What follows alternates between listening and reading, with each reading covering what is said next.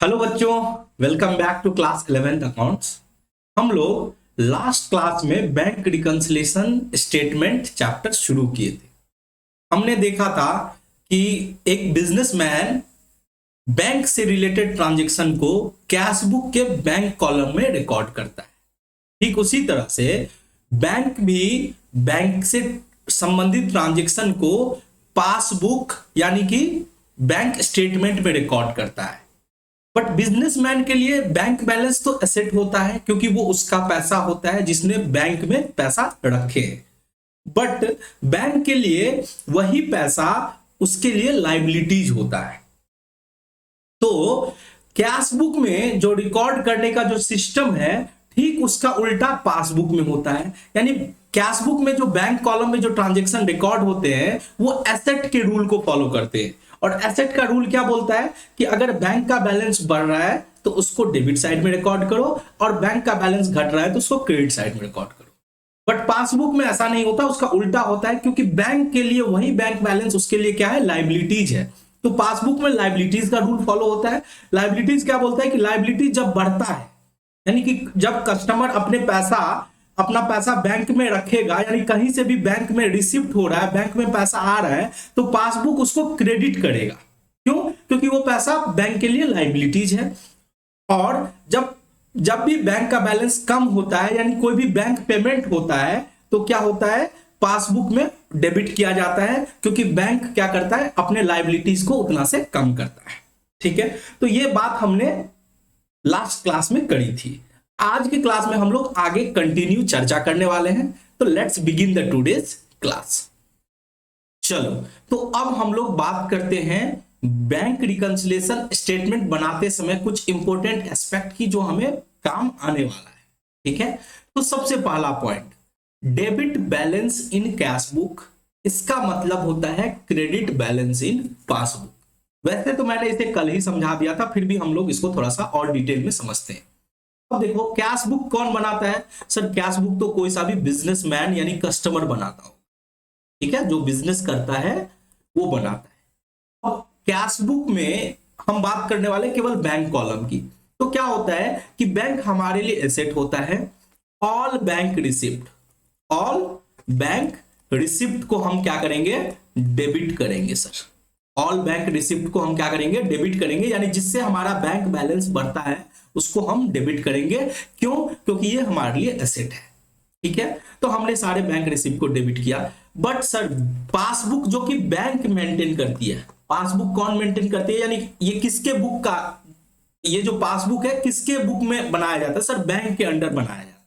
ठीक है, हर एक कस्टमर का अपना पासबुक होता है जिसे कि हम बैंक स्टेटमेंट नाम से भी जानते हैं, जिसे हम बैंक स्टेटमेंट के भी नाम से जानते हैं। तो हमने सारा बैंक रिसिप्ट को डेबिट में दिखाया, बट पासबुक में क्या होगा सर, सारे के सारे बैंक रिसिप्ट को क्रेडिट में दिखाया जाएगा। सारे के सारे बैंक रिसिप्ट को क्या किया जाएगा, क्रेडिट में दिखाया जाएगा। क्यों? क्योंकि वही पैसा जो कस्टमर के लिए एसेट था वो उसका पैसा था, वो अपने पैसा को बैंक में रखा है तो बैंक के लिए वो क्या है, एक लाइबिलिटीज है। ठीक है सर, ये तो हम लोग कल ही पढ़ लिए थे।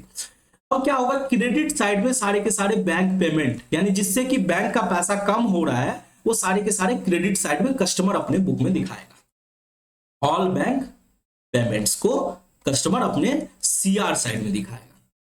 पासबुक में यानी बैंक क्या करेगी, तो सर बैंक उसी पेमेंट को डीआर साइड में, ऑल बैंक पेमेंट को डीआर साइड में दिखाएगी। ऑल बैंक पेमेंट्स को वो डीआर साइड में दिखाएगी। ठीक है, तो ये नॉर्मल हम लोग करते हैं इसी तरह से। अब चलो, अब अगर मान के चलो हमारा डेबिट साइड ज्यादा होता है, जो कि जनरली डेबिट साइड ही ज्यादा होगा। ठीक है, डेबिट साइड ज्यादा होगा तो क्रेडिट में हम क्या लिखते हैं सर, क्रेडिट में लिखते हैं हम by balance C by D, by balance C by D. ठीक है, ये जितना से भी हमारा बैलेंस होता है निकलता है, यानी जितना से भी हमारा बैलेंस निकलता है उसको बोलते हैं by balance C by D. अब इस by balance C by D को हम क्या बोलते हैं सर, इस by balance C by D को हम बोलते हैं डेबिट बैलेंस।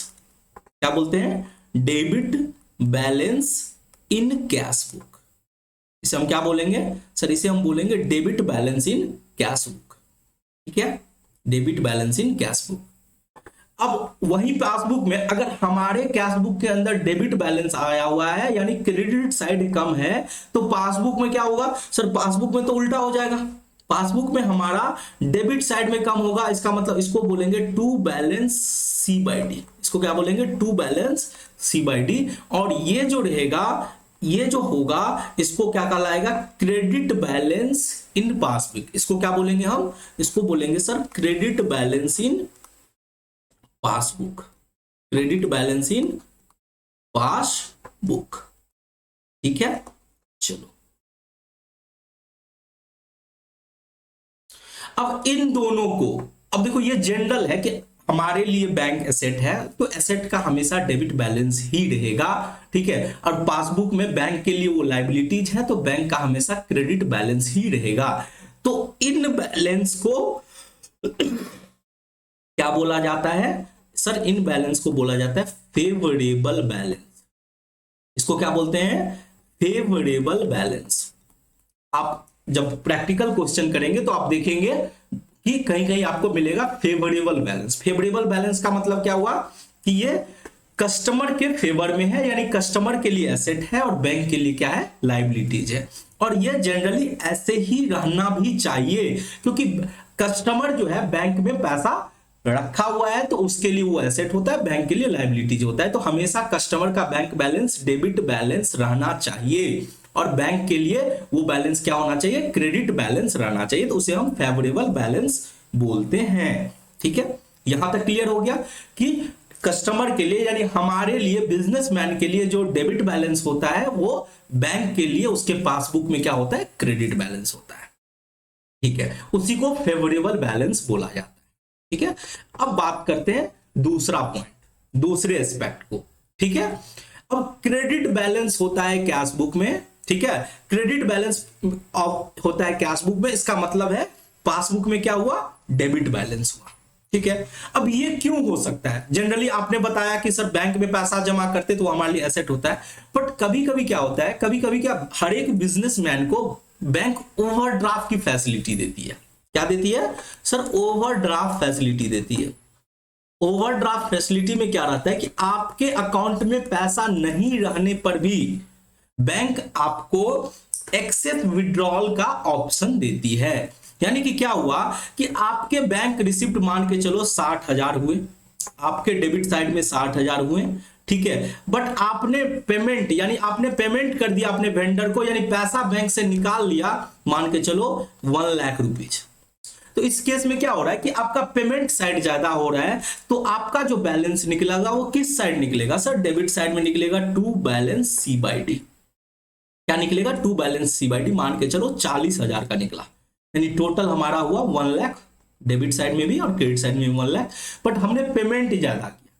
अब ये उसी केस में हो सकता है जब बिजनेसमैन को ओवरड्राफ्ट फैसिलिटी मिले और वो ओवरड्राफ्ट फैसिलिटी को यूज कर रहा है, यानी वो जितना बैंक में जमा किया उससे ज्यादा पैसा निकाल रहा है।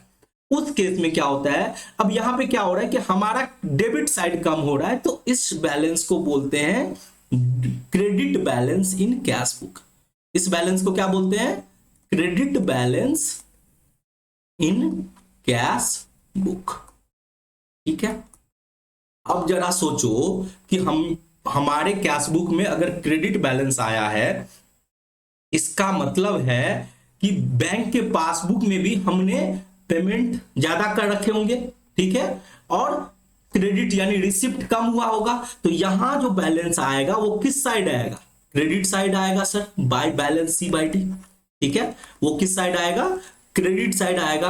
तो इस बैलेंस को क्या बोलेंगे, इस बैलेंस को बोलेंगे डेबिट बैलेंस इन पासबुक।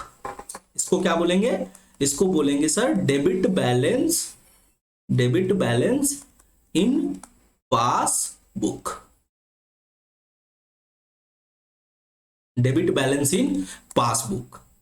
अब जरा आप सोचो कि कस्टमर का बैंक बैलेंस क्रेडिट है, यानी कस्टमर के लिए वो क्या हो गया, लायबिलिटीज हो गया, और बैंक का डेबिट बैलेंस है यानी बैंक के लिए क्या हो गया, एसेट हो गया। तो इस तरह के बैलेंस को बोला जाता है अनफेवरेबल बैलेंस। इस तरह के बैलेंस को बैंक रिकंसिलिएशन स्टेटमेंट में क्या बोला जाता है, अनफेवरेबल बैलेंस। Unfavourable balance. ठीक है, चलो तो अभी तक हम लोगों ने जो कुछ भी पढ़ा है उसको मैं समराइज कर देता हूं, जिससे कि आपका क्लैरिटी और भी बढ़ जाएगा। ठीक है, तो हमने देखा दो बुक होते हैं, एक कैश बुक, दूसरा पासबुक। ठीक है सर, कैश बुक हमारा बुक है, कैश बुक हमारा बुक है, यानी हमारे हमारे बिजनेस के लिए जो बुक, हमारा खुद का जो बुक होता है वो होता है कैश बुक। ठीक है, और बैंक पासबुक क्या होता है, पासबुक बैंक का बुक होता है। ठीक है, ये हमारा बुक नहीं होता, ये बैंक का बुक होता है जो मेरे लिए मेंटेन किया जाता है। ठीक है, तो पासबुक कौन सा बुक हो गया सर, बैंक का बुक। ठीक है, और कैश बुक में दो बैलेंस हो सकते हैं। ठीक है, एक हो सकता है डेबिट बैलेंस, दूसरा हो सकता है क्रेडिट बैलेंस। तो अगर कैश बुक का डेबिट बैलेंस है, अगर कैश बुक का डेबिट बैलेंस है, इसका मतलब क्या होगा कि पासबुक का सर क्रेडिट बैलेंस होगा। इसका मतलब क्या होगा, पासबुक का क्रेडिट बैलेंस होगा। ठीक है, चलो अब इसको बोला जाता है बैंक रिकंसिलिएशन स्टेटमेंट में, इसको बोला जाता है सर फेवरेबल बैलेंस। इसको क्या बोला जाता है, फेवरेबल बैलेंस बोला जाता है। ठीक है, चलो और सर इन केस अगर कैश बुक में क्रेडिट बैलेंस आ जाए तो, क्रेडिट बैलेंस आ जाए तो, अब ये तभी आएगा जब बैंक हमें ओवरड्राफ्ट की फैसिलिटी देगा। ठीक है, तो इन केस अगर हमारे कैश बुक में क्रेडिट बैलेंस आता है, इसका मतलब बैंक के पासबुक में क्या होगा, वो डेबिट बैलेंस होगा। बैंक के पासबुक में क्या होगा, वो डेबिट बैलेंस होगा। ठीक है, डेबिट बैलेंस होगा, और इस बैलेंस को बोलते हैं अनफेवरेबल बैलेंस। इसको क्या बोला जाता है, अनफेवरेबल, अनफेवरेबल बैलेंस। ठीक है, चलो इसी को सर ओवरड्राफ्ट भी बोलते हैं। इसी को क्या बोलते हैं, ओवरड्राफ्ट भी बोलते हैं, ओवरड्राफ्ट। ठीक है, चलो तो हमने ये देख लिया कि दो टाइप के बैलेंस होता है, इनको मैं अलग अलग बक्से में बंद कर देता हूं। एक तो हो सकता है डेबिट बैलेंस, तो पासबुक में क्रेडिट बैलेंस हो जाएगा, और दूसरा हो सकता है कैश बुक के अंदर क्रेडिट बैलेंस, जिसको ओवरड्राफ्ट फैसिलिटी बोलते हैं, तो पासबुक के अंदर डेबिट बैलेंस हो जाएगा। तो ये क्लियर हो गया, ये हमने बात की। चलो तो अब हम लोग एक और पॉइंट लिख लो, प्लस माइनस का कंफ्यूजन हो सकता है कि प्लस माइनस का कंफ्यूजन आपको हो, तो मैं उसको भी दूर कर देता हूं। कैश बुक के अंदर, कैश बुक के अंदर प्लस का मतलब होता है कि अगर आपको कैश बुक को बढ़ाना है, यानी प्लस करना है, यानी इंक्रीज करना है, तो कैश बुक को क्या करना होगा, डेबिट करना होगा।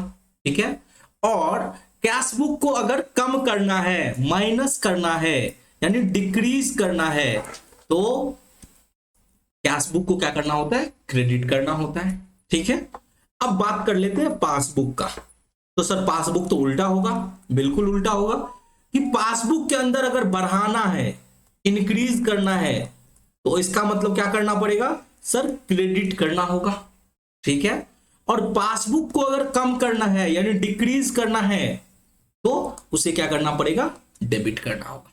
तो आई होप प्लस माइनस में भी आपको दिक्कत नहीं होना चाहिए। ये तो आप अकाउंटिंग में इतने दिन से जो आप जर्नल सीखे, लेजर सीखे, तो उसमें आपको ये क्लियर होता है कि कैश बुक हमारा असेट है, और असेट को बढ़ाना है तो डेबिट करना है, घटाना है तो क्रेडिट करना है। वैसे आप अपने अंडरस्टैंडिंग के लिए ब्रैकेट में आप लिख सकते हो कि कैश बुक हमारे लिए क्या होता है, असेट की तरह काम करता है, और पासबुक क्या होता है, बैंक के लिए लाइबिलिटीज होता है। हमारा लाइबिलिटीज नहीं होता है, बैंक के लिए लाइबिलिटीज होता है। ठीक है, चलो चलो अब हम लोग बात करते हैं reason for differences. Cash book और पासबुक के बीच में जो डिफरेंस होता है, वो डिफरेंस किन कारणों से हो सकता है। ठीक है, तो उसके अंदर हम लोग कैटेगराइज करेंगे 3 टाइप ऑफ डिफरेंस। एक तो टाइमिंग डिफरेंस हो सकता है, टाइम की वजह से कि बैंक ने पहले रिकॉर्ड कर लिया बट हमने कैश बुक में रिकॉर्ड अभी तक नहीं किए हैं, या फिर कैश बुक में अर्ली रिकॉर्ड हो गया बट पासबुक में उसका रिकॉर्डिंग नहीं हुआ है। एक तो टाइमिंग डिफरेंस की वजह से हो सकता है, या दूसरा हो सकता है कि बैंक ने रिकॉर्ड कर लिया बट हमें बाद में पता चला, ठीक है। और तीसरा हो सकता है गलती की वजह से, एरर हो गया, कुछ मिस्टेक हो गया, कुछ ओमिशन हो गया उसके वजह से, ठीक है। तो हम लोग फटाफट अब अपने कॉपी में हेडिंग डालो, reason for differences in balance of cash book and passbook. उसके अंदर सबसे पहले बात कर लेते हैं timing differences. Timing differences, timing differences. उसके अंदर हम लोग फर्स्ट पॉइंट रखेंगे cheque issued but not presented for payment. Cheque issued but not presented for payment. अब ये क्या होता है, सबसे पहले हम लोग समझते हैं कि मान के चलो हमारा कोई बिजनेस है, उसका नाम रख देते हैं पीकेएम एंड कंपनी। अब बिजनेस के अंदर हमें बहुत सारे पेमेंट करने होते हैं, ठीक है। तो हम कैश में भी करते हैं और बैंक के साथ भी करते हैं, बैंक पेमेंट भी करते हैं। तो बैंक पेमेंट में सबसे जो आसान तरीका है वो है चेक इशू करना। अब ये चेक इशू क्या होता है, मान के चलो हमारा कोई वेंडर है, ठीक है, जिसका नाम है मोहन, ठीक है। हमने क्या किया, अब बैंक क्या करती है कि जब हम बैंक में अपना खाता खुलवाते हैं तो बैंक हमको एक चेक लीफ देती है, यानी एक चेक बुक देती है। उस चेक बुक के अंदर बहुत सारे चेक्स होते हैं, ठीक है। अब चेक जो होते हैं उसमें चेक में डिटेल्स होता है, जो कि हमने बेसिक अकाउंटिंग टर्म्स चैप्टर में भी पढ़ा था थोड़ा बहुत, कि चेक में सारे डिटेल्स रहते हैं कि किसको पेमेंट करना है, कितना पेमेंट करना है, ठीक है, सिग्नेचर वगैरह सब कुछ डिटेल्स उसमें रहता है, ठीक है। तो इस तरह से कोई चेक बुक है। तो हमने क्या किया, हमने मोहन को चेक दिया। अब चेक देना यानी चेक काट के देना, उसको बोला जाता है चेक इशू करना। हमने मोहन को क्या किया, चेक इशू किया, ठीक है। हमने मोहन को मान के चलो कि हमने मोहन को चेक जो इशू किया वो ट्यूसडे को इशू किया, हमने ट्यूसडे को दिया। अब मोहन को चेक दिया, वो तुरंत एज इट इज चेक मिला और सेम डे तो वो जमा नहीं करेगा, ठीक है। बट जब हमने चेक काट के दिया तो हम क्या किए होंगे, सर हम अपने कैशियर को बोले होंगे कि हमने मोहन को पेमेंट कर दिया, जाओ तुम अपना एंट्री बुक कर लो। तो कैशियर क्या एंट्री करेगा, सर पेमेंट का एंट्री करेगा, यानी वो कैश बुक को क्या करेगा, रिड्यूस करेगा। वो अपने कैश बुक को क्या करेगा, कम करेगा, क्योंकि हम चेक काट के दे रहे हैं यानी पेमेंट कर रहे हैं। तो कैश बुक में वो पेमेंट का एंट्री करेगा, इसका एंट्री करेगा, पेमेंट का एंट्री करेगा, यानी वो अपने कैश बुक को क्या कर रहा है, कम कर रहा है, माइनस कर रहा है, रिड्यूस कर रहा है, ठीक है। अब मोहन क्या किया, मोहन तुरंत तो बैंक नहीं गया, मोहन मान के चलो 2-4 दिन के बाद वो बैंक के पास गया, ठीक है। बैंक के पास चेक लेके गया, फिर बैंक जो है 4-5 दिन लगाती है चेक को वेरीफाई करने में, उसका सिग्नेचर मैच करती है, ठीक है। जो पीकेएम कंपनी, जो हमारी जो कंपनी है, वो चेक करती है कि हमारी कंपनी के पास पैसा है कि नहीं। तो वो सब चेक करने में उनको 3-4 दिन लग जाते हैं, 3-4 दिन लग जाते हैं, और एक बार वेरीफाई कर लेती है तब जाके मोहन को पेमेंट करती है, यानी हमारे अकाउंट में से पैसा निकाल के मोहन को ट्रांसफर करती है। तब तक हमारे पासबुक के अंदर हमारा बैंक का बैलेंस तो बढ़ा ही होगा, ठीक है। बट हमारा कैश बुक क्या हो गया है, कम हो गया है। तो हमारा हम ये बोल सकते हैं कि cheque issue but not presented for payment का मतलब हुआ कि हमारा कैश बुक क्या हो गया है, कम हो गया है। कैश बुक क्या हो गया, डिक्रीज हो गया है। कैश बुक क्या हो गया, डिक्रीज हो गया, माइनस में चल रहा है, ठीक है, एज कंपेयर टू पासबुक, ठीक है। चलो अब हम लोग बात कर लेते हैं दूसरा रीजन। दूसरा रीजन क्या हो सकता है, चेक डिपोजिटेड यानी cheque deposited into bank. Cheque हमने बैंक में जमा कर दिया बट नॉट क्लियर्ड, आप बोल सकते हो क्रेडिटेड। क्लियर्ड को ही क्या बोला जाता है, क्रेडिटेड। अब क्या हुआ कि मान के चलो हमारा कोई कस्टमर था गोलू, ठीक है, गोलू नाम का हमारा कोई कस्टमर था, वो क्या किया, उसको पेमेंट करना था, ठीक है, मुझे, मैं कौन हूं, मैं एक कंपनी हूं, PKM एंड कंपनी, ठीक है, हमारा बिजनेस चलता है। तो गोलू के साथ गोलू हमारा कस्टमर है, तो उसे पेमेंट करना था। तो गोलू ने क्या किया, हमें चेक इशू कर दिया, हमें चेक इशू कर दिया, मुझे चेक से पेमेंट कर दिया। अब मेरे पास चेक आ गया, मान के चलो गोलू ने मुझे चेक दिया फ्राइडे को, गोलू ने कब चेक दिया, फ्राइडे को। अब मैंने अपने स्टाफ को बोला कि जाओ बैंक में जमा कर दो, ठीक है। अब चूंकि स्टाफ के पास काम था तो वो इमीडिएटली जमा नहीं कर पाया, और सैटरडे संडे बैंक बंद था। हमारा बैंक है SBI, ठीक है, हमारा बैंक कौन सा है, SBI, ठीक है। तो सैटरडे संडे बैंक बंद था। अब सैटरडे संडे को हम चेक जमा नहीं कर पाए, ठीक है। हमने कब जमा किया, चेक जमा किया मंडे को, चेक डिपॉजिट किया कब, मंडे को, ठीक है, हमने चेक डिपॉजिट किया मंडे को। ऐसा तो नहीं है कि हमने चेक जमा किया और फटाफट तुरंत वो हमारे अकाउंट में पैसा जमा कर देगा, वो टाइम लेगा, वो 2-4 दिन 3-4 दिन चेक को वेरीफाई करेगा कि गोलू जो चेक दिया है वो सही है कि नहीं, गोलू का सिग्नेचर मैच करेगा, गोलू का बैंक बैलेंस चेक करेगा, सब कुछ वेरीफाई करने के बाद गोलू के अकाउंट से पैसा निकाल के PKM एंड कंपनी यानी हमारा अकाउंट में पैसा जमा करेगा। इसमें वो 3-4 दिन टाइम लेगा, ठीक है। मान के चलो वो पैसा जमा करते करते वो क्या किया, वो टाइम ले गया, और वो अगले सप्ताह जाके मान के चलो थर्सडे को जाके वो रिलीज किया पेमेंट। तो फ्राइडे से लेके, ध्यान से सुनना, फ्राइडे से लेके थर्सडे के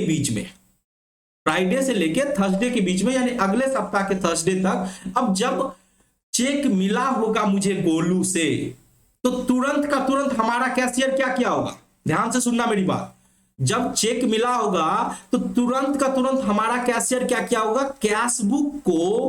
कैशबुक को डेबिट किया होगा, क्योंकि पैसा मिला है, उसको चेक मिला है, हमारे PKM कंपनी को चेक मिला है, तो क्या किया होगा, कैशबुक को डेबिट कर दिया होगा, यानी बढ़ा दिया होगा, इंक्रीज कर दिया होगा, ठीक है।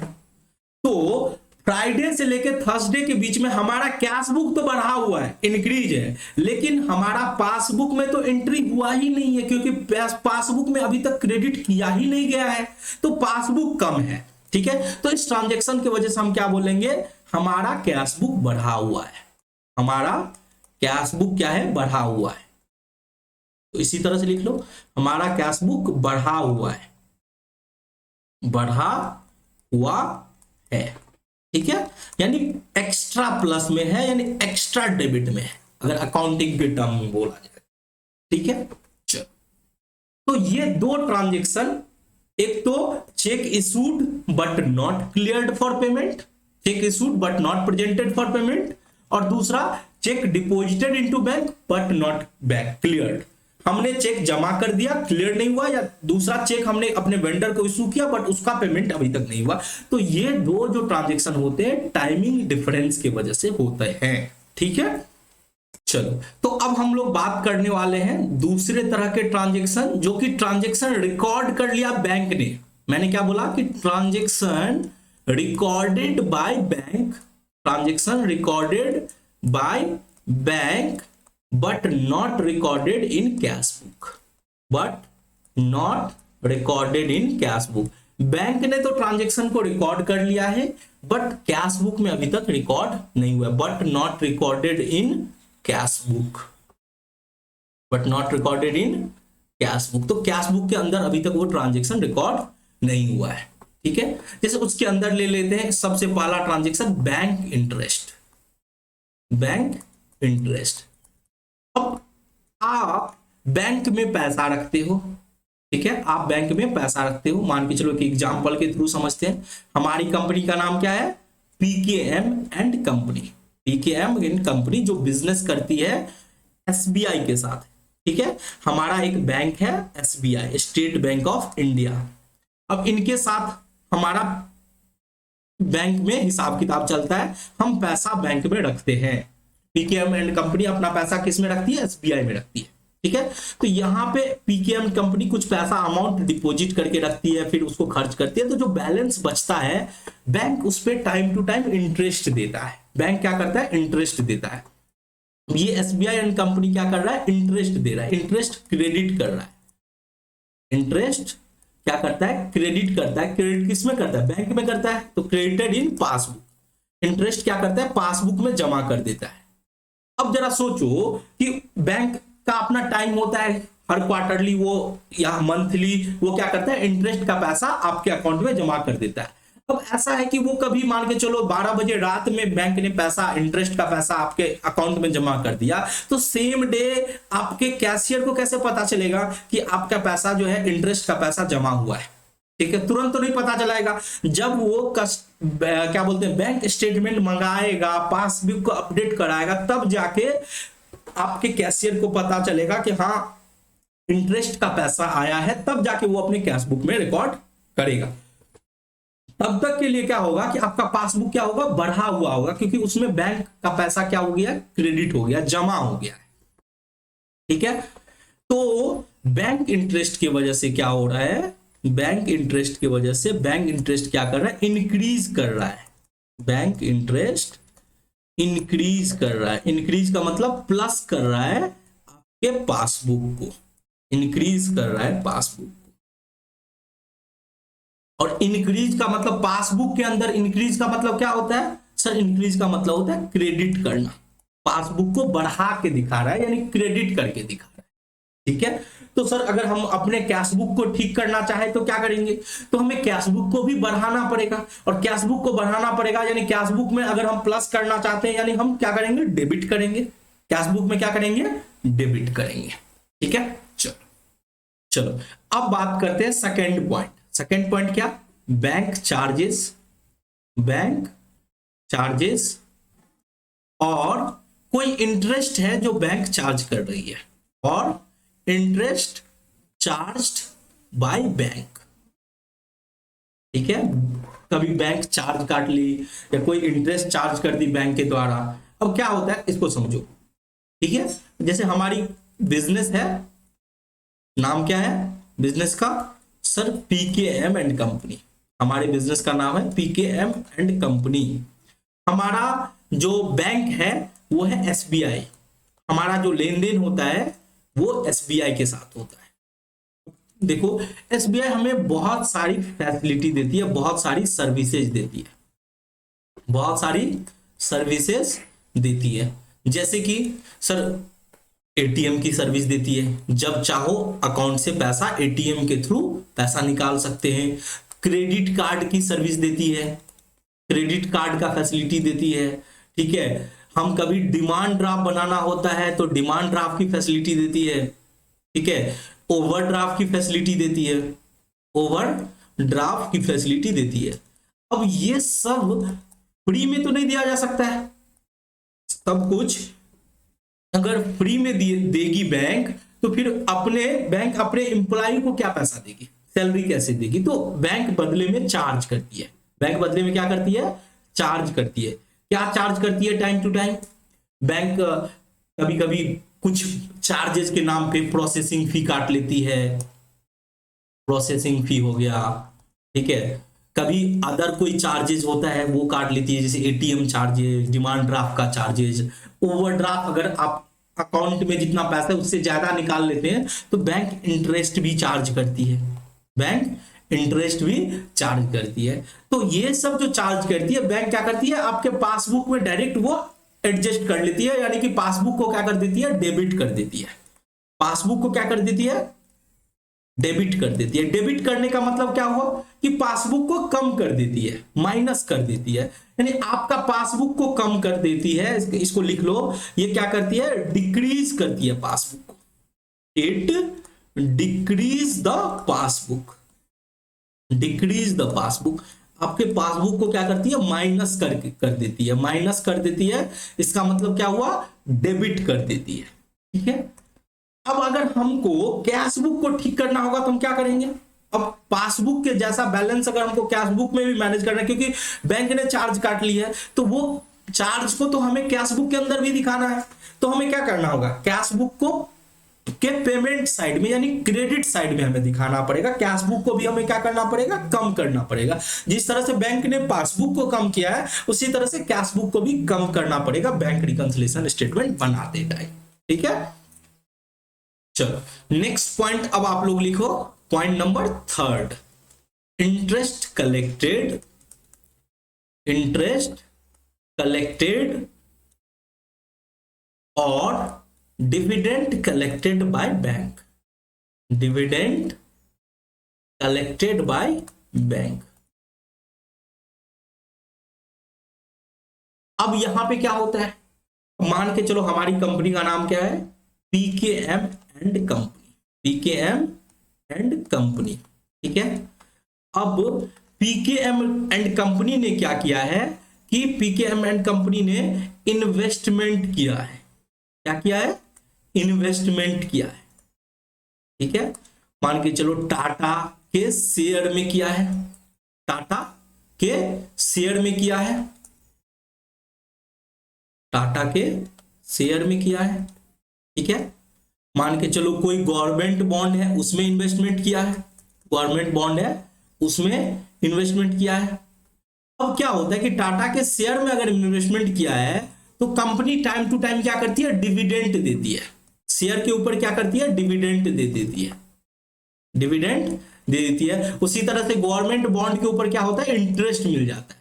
तो कंपनी ने इन्वेस्टमेंट किया है, अब टाटा जब डिविडेंड इशू करेगी तो वो आपको कैश तो देगी नहीं, वो क्या करेगी, आपके खाते में डायरेक्टली जमा कर देगी। ठीक है, तो जब भी कभी कोई इंटरेस्ट मिलता है, कभी कोई डिविडेंड मिलता है तो वो आपके खाते में जमा कर देगी। मान के चलो आपका खाता है स्टेट बैंक के अंदर, खाता है स्टेट बैंक के अंदर, तो वो क्या करेगी, वो पैसा जो भी इंटरेस्ट और डिविडेंड का रहेगा वो सीधे आपके अकाउंट में जमा कर देगी। सीधे आपको इंटरेस्ट है, डिविडेंड है। डिविडेंड आपको पता होना चाहिए, डिविडेंड किसके ऊपर दिया जाता है सर, हम जब शेयर किसी कंपनी का शेयर खरीदते हैं तो उसके ऊपर कंपनियां क्या करती है, डिविडेंड इशू करती है अपने प्रॉफिट में से।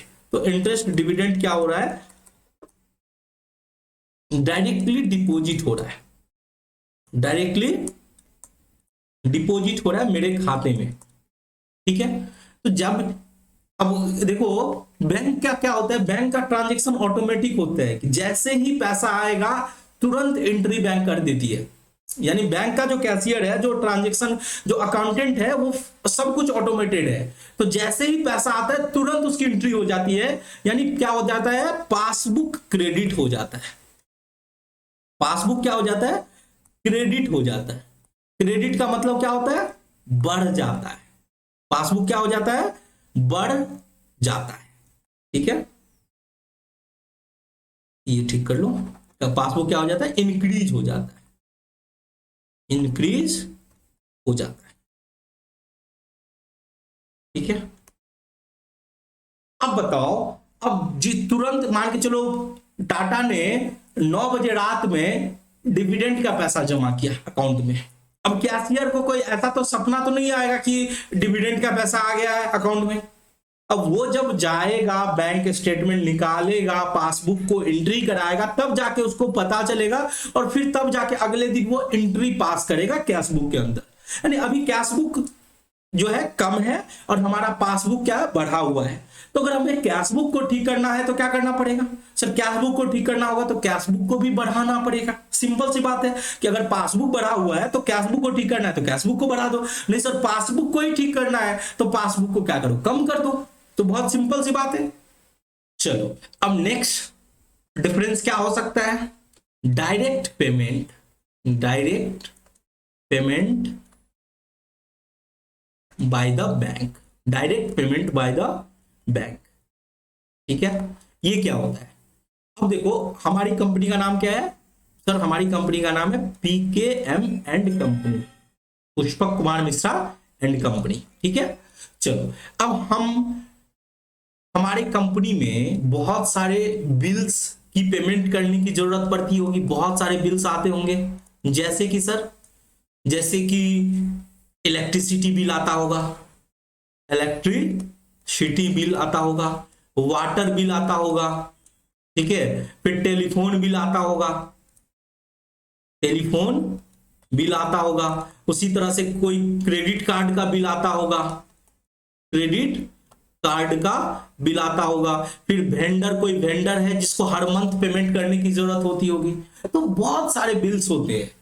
अब क्या होता है कि बिजनेस ऑनर जो होता है वो परेशान हो जाता है कि टाइम टू टाइम पेमेंट करने, मान के चलो इलेक्ट्रिसिटी का बिल टाइम पे नहीं भरे तो क्या होगा, इलेक्ट्रिसिटी सप्लाई बंद हो जाएगा, वाटर का बिल टाइम पे नहीं भरे तो सप्लाई बंद हो जाएगा, उसी तरह से टेलीफोन का बिल नहीं भरे तो सप्लाई बंद हो जाएगा, तो वो परेशान रहता है। ठीक है, तो वो क्या करता है आजकल, वो अपने बैंक को इंस्ट्रक्शन दे देता है।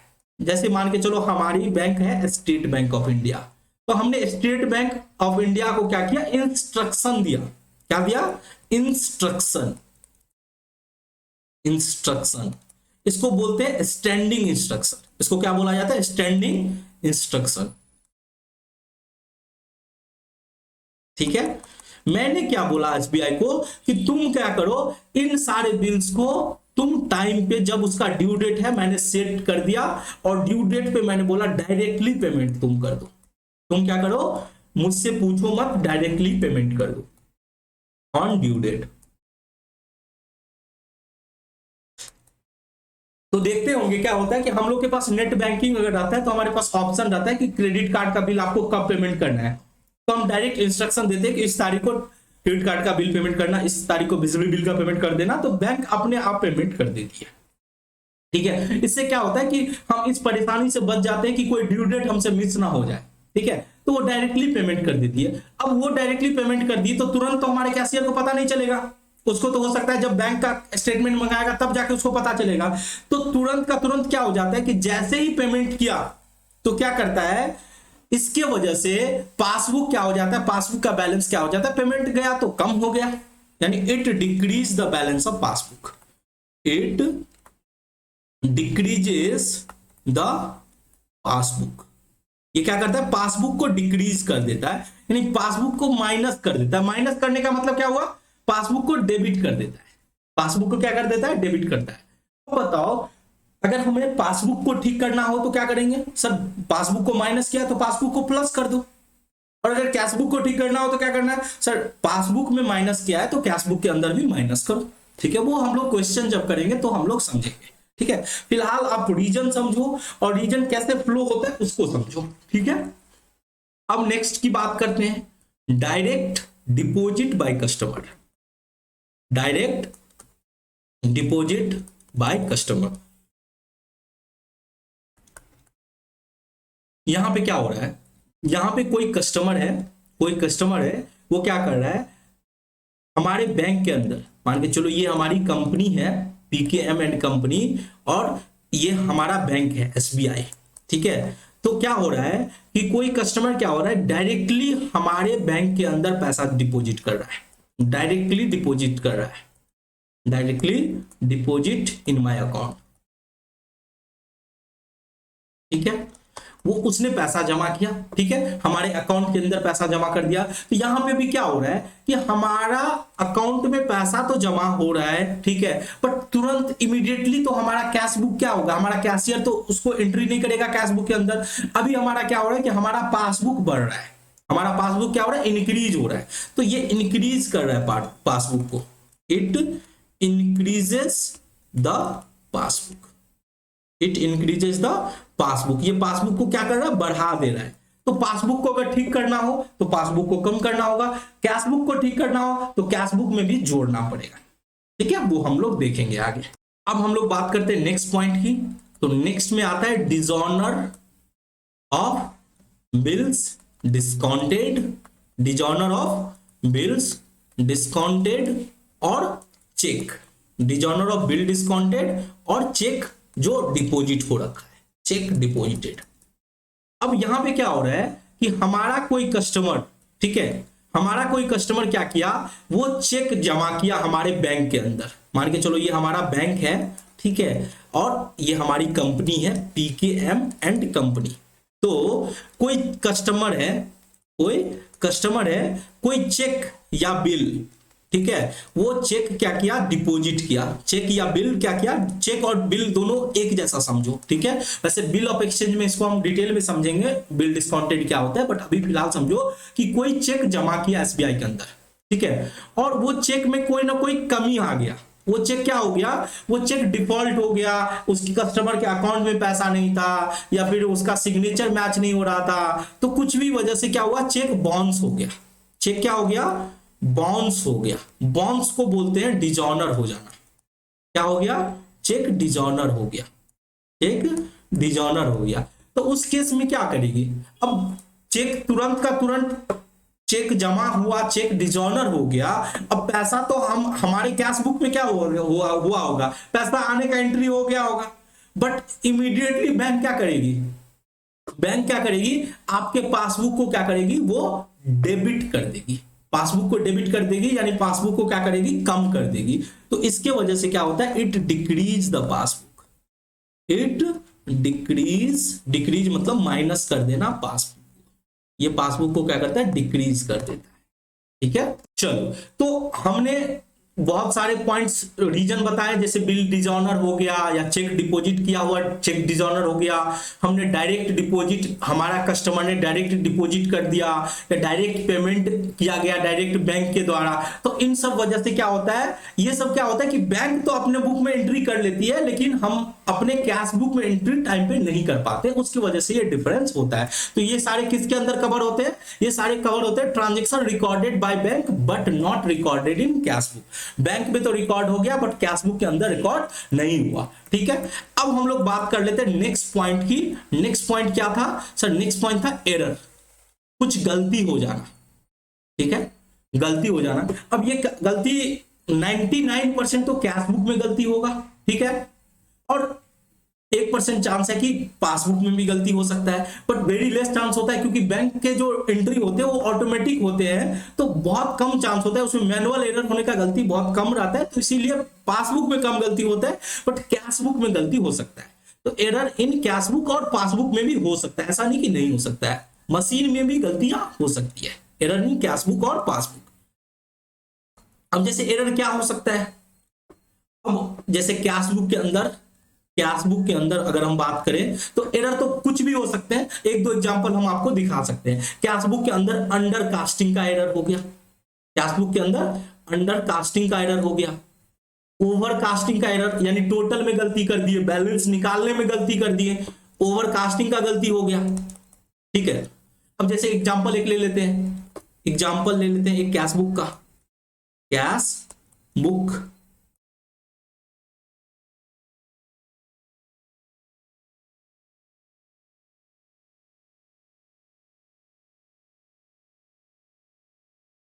अब जैसे देखो, हमने डेबिट में ट्रांजेक्शन किए, क्रेडिट में बहुत सारे ट्रांजेक्शन किए, 10,000 के किए, 4,000 के ट्रांजेक्शन किए, 6,000 के किए। ठीक है, उसी तरह से क्रेडिट साइड में 3,000 के किए, 2,000 के किए, 5,000 के किए। ठीक है, अब टोटल करते समय हमने क्या किया, गलती से 10,000 10,000 4,000 6,000 20,000 लिखने के बदले में हमने 18,000 लिख दिया गलती से, तो 2,000 का गलती हो सकता है, यानी हमने क्या किया, अपने कैश बुक को अंडर रिकॉर्ड किया, 2,000 से कम रिकॉर्ड कर रहे हैं। गलती से ऐसा हुआ कि क्रेडिट साइड में जोड़ में हमने कोई मिस्टेक कर दिया, तो ये सब गलती की वजह से भी बैंक रिकंसिलिएशन स्टेटमेंट में, मतलब कैश बुक और पासबुक में डिफरेंस आते हैं, तो उसको भी सॉल्व करना होगा। ठीक है, तो वो देखेंगे, अगर हमारा कैश बुक कम है, यानी हमारा डेबिट साइड क्या हो रहा है, किसी वजह से हम कास्टिंग की वजह से हम कम कर रहे हैं, तो हम क्या करेंगे, बढ़ा देंगे। क्रेडिट साइड कम हो रहा है, यानी हम घटा देंगे। तो उस तरह से हमें देखना पड़ेगा एरर कि कैश बुक में क्या इंपैक्ट डाल रहा है, पासबुक के अंदर क्या इंपैक्ट डाल रहा है। ठीक है, तो मोर एंड लेस ये सारे रीजन होते हैं कैश बुक और पासबुक के बैलेंस के बीच में डिफरेंस होने का। मैंने जितने सारे हो सकते थे बताया, ऐसे कुछ हो सकते हैं कि जो मिस भी हो गए होंगे, जैसे कुछ एरर्स हो सकते हैं, तो हम लोग क्वेश्चन करेंगे, क्वेश्चन का प्रैक्टिस करेंगे, तो वो सारे पॉइंट्स कवर हो जाएंगे। तो हम लोगों ने बैंक रिकंसिलिएशन स्टेटमेंट से संबंधित जो भी थ्योरेटिकल पॉइंट था वो कवर कर लिया। कल से हम लोग क्वेश्चन की प्रैक्टिस करने वाले हैं। तो चलो मिलते हैं कल के क्लास में, तब तक के लिए जय हिंद।